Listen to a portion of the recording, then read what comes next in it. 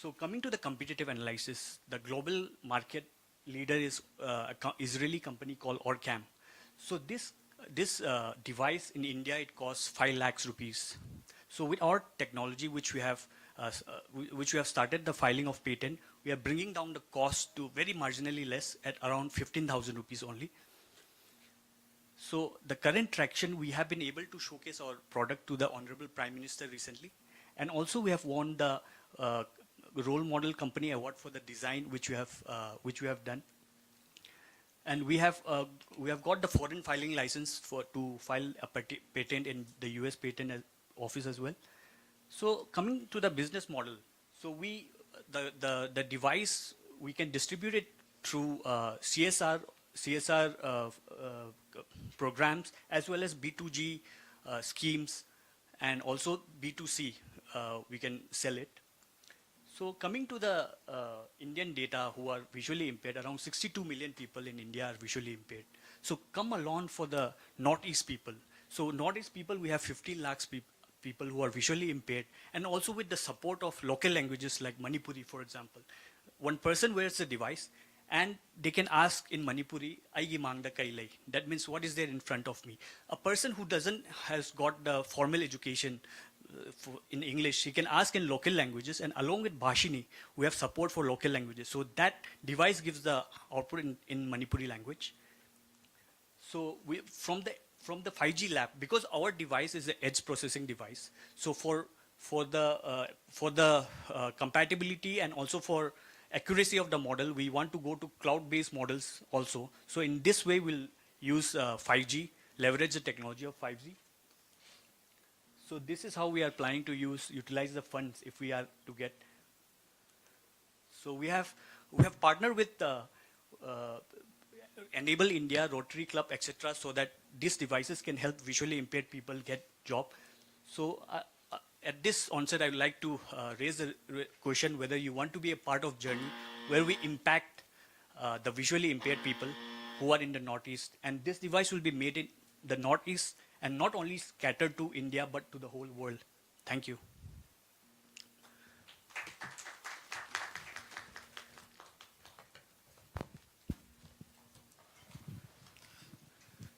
One question. Okay. Where do you run these AI-enabled models? You know that you run it on the device itself. Sir, this is where we cut down the cost. So we connect ours. This is the refined model. So the image is captured from here. The AI model, because the visually impaired people already has a smartphone with them, so it will be transferred to the smartphone, and the AI model will be run on the. So the smartphone has to download. You have to download an app on the smartphone that would be running these applications. That runs. And what is the mode of connectivity? Bluetooth. It's the true not Bluetooth. It's through the smartphone hotspot. Oh, so it doesn't have to be Wi-Fi, but it doesn't have to be network, online, because our model, we have trained it from scratch. Yeah. So even in offline model, it runs. And how do you plan to leverage 5G here? 5G, sir, in coming to the accuracy, so we could see that the on-device processing, even in smartphones, it's very limited. For example, LLMs, if we want to run. So we definitely have to rely to Gemini or ChatGPT for that instance to take a photo and describe the image. So in that way, will be, even for the Bhashini, which we are using the NLP platform, that doesn't support on the edge device as yet. So these are the avenues where we are looking to leverage 5G. Okay, so your mode of connectivity will be smartphone to app and then To the cloud. to the cloud. Okay. Sure. But it does work, if there are no internet in that There region, is local processing also. Local processing Yeah. also Okay. works. All right. Thank you. Is it same as this Jyoti AI available? Same in the sense that we haven't imported from China. We have developed it from scratch. And another thing is like as I can know from their videos, they have theirs is a camera which is connected to the smartphone through a cable. So they have to they have to rely on the speakers of the camera, and processing happens there. Ours is a fully wireless device. Yeah, I think they also have this, but then the price, I saw it on Amazon, it's around same 19,000, 19,000. So you are saying because you are the USP yours is it's made in India. Made I in mean, India, sir, and we developed Ah. our protocol which communicates, because this has a mic and it also has a LiDAR sensor. So this is a multi-point LiDAR sensor which estimates the distance between the obstacle and the person as well. okay, but so that's how you are bringing the cost down to 15,000 as compared to them this Chinese Yes. project which is 19,000. Yes. Okay, how you are making this? So we have designed it from scratch. How we are The manufacturing it? the manufacturing. So the PCB is manufactured in Gujarat. Power PCB is where we have designed. We send a, PCB fabrication lab there, and we fabricate in-house. But going forward, sir, we would like to set up a place assembly unit in Assam, so that we'll cater to the northeast first, then expand it to the rest of the country. And sir, I would like to mention that as you see in the video, so you could see that in the specs there's an attachment, like how Orcam was working. But based on continuous user feedback, people do not want to make it obvious. You know, visually impaired people are still considered taboo. So based on their feedback is what we have designed this. And this is also not the final prototype. The next prototype coming out is half the size of this. Good. Question. What's the addressable market in the Northeast first and then India? Any idea? Sir, it's around 15 lakhs people are visually impaired. But if we go to the targetable market is that. But if you look down, or people who are, we are mostly targeting people who are in the employable age, for example, 15 years to, like 45 years of age.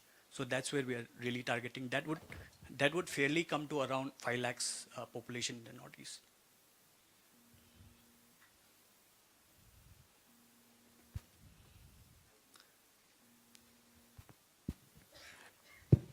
Have you integrated with the Bhashini Yes, yes. and fully? Fully, yeah, it works with Bhashini, sir. We have demonstrated with Manipuri language, one of the less resource language. Everyone knows that Hindi, Telugu, Tamil are already supported, but Manipuri is what we tried with Bhashini, and it gives the result. Okay. I just wanted to understand, in case of no connectivity, how does it work? In terms of no connectivity area, we use the offline TTS, as well as, for example, the currency detection model. For example, we trained it using our own data set, and it's a TF Lite model which runs on the smartphone itself. So that works without internet connection as well. If you are internet connected, the accuracy is fairly high.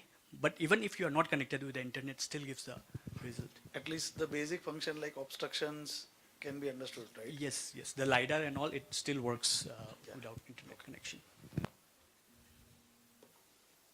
All right, next. Just one question. Are you thinking about eliminating the mobile device completely by putting a eSIM or DAC connectivity to the cloud? Because anyway, you are having analytics, and the processing cost or the processing resources required is very less these days. So why can't you put everything bundled within the spec itself? Because otherwise the cost of the complete solution is increasing. If you are putting a smartphone for a person in Northeast, this device is 15,000, but then there is a cost of smartphone as well. Yes.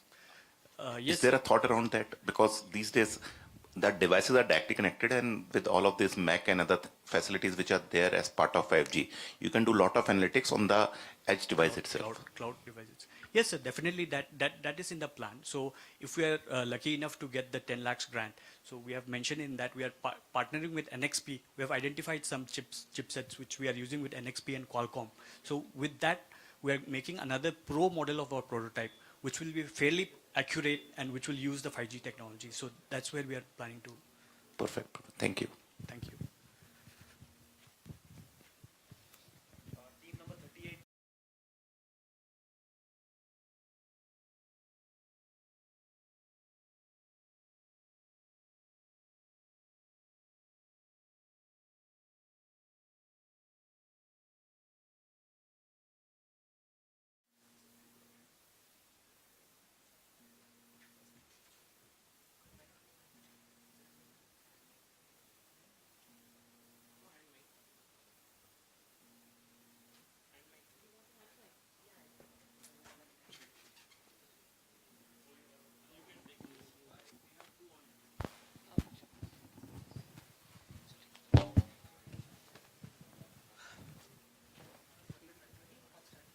So, good afternoon, everyone present over here. We are Team LGTM, and I'm Dhruv. Our teammates over there, Rudraksh, Ayush, and Priyanshu. We're here to present our solution, which tries to it's like an IoT-based solution for maternal health monitoring. For rural North Indian areas and people which have remote access and terrible medical facilities. So to start off, the mission is to tackle, maternal health due to delayed medical responses, tackle bad maternal health due to delayed medical responses. So to start off, sorry. So, yeah, next slide. Yeah, so yeah, this was the team area, sorry about that. So yeah, to start off, the women in India actually do go through a very silent crisis. 20% of maternal deaths that happen in a year are due to delayed medical responses. And according to the numbers from Times of India, there are about 200 in 10,000 deaths happening due to the same reasons. So to circumvent that terrible situation, we have a solution here. It's an IoT-based health monitoring tool. It's like a basic microcontroller connected to a bunch of sensors, which sends data to the doctors that are that the woman consult, and if the vitals of the woman that the sensors track, they cross a certain threshold frequency which are dangerous for the human body, then it automatically contacts the the organizations like ASHA workers and SHG health and other health groups, which can be specified by the woman as well. So next problem, next slide. I'm sorry. So yeah, this is basically a doctor's POV of the woman that they're trying to help. A dashboard kind is, a similar dashboard is provided to every single doctor, and all their patients can be monitored using these tools themselves. These are all real-time stats which are sent by the sensor via the phone through 5G connectivity or 4G connectivity. And we have a video. Show the video if you can, please.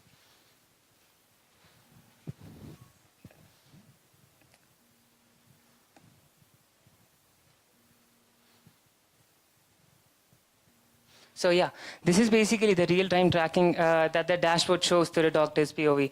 And as you can see, as the moment these values, they cross a certain threshold, a warning is displayed to the doctor's POV. And this is basically when the alerts are sent to the doctors, and they know that the woman is requiring immediate medical attention.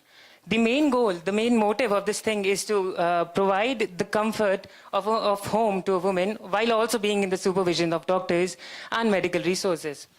The next step of the solution was essentially a Wear OS, or an application developed on Wear OS for people who have smartwatches.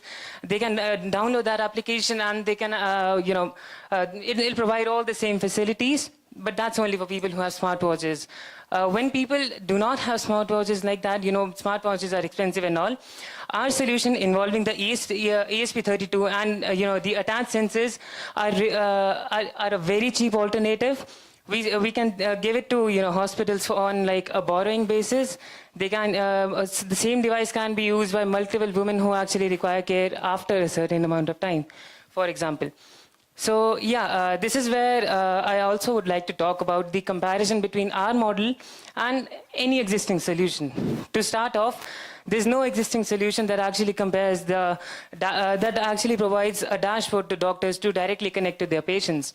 But if we ignore that part, Apple Watch also has a similar facility where the health of a person is tracked, and if the vitals are dangerously high or anything, it sends out alerts. But yeah, there's one thing, the ML model of Apple is actually closed source. The ML model that we intend to implement is open source, and it's, it can be like a self-hosted service for every single hospital if they want. The next step is, so for further additional, additional features that we intend to add were basically motion and optical sensors to track the sleep and the respiratory systems of the person as well. This will help with keeping a respiratory track, and the ML model trying to predict if the health of the person, of the woman, is going to deteriorate over the period of time. So yeah, that's basically about it. As I can see, the time is over. Yep. Thank you.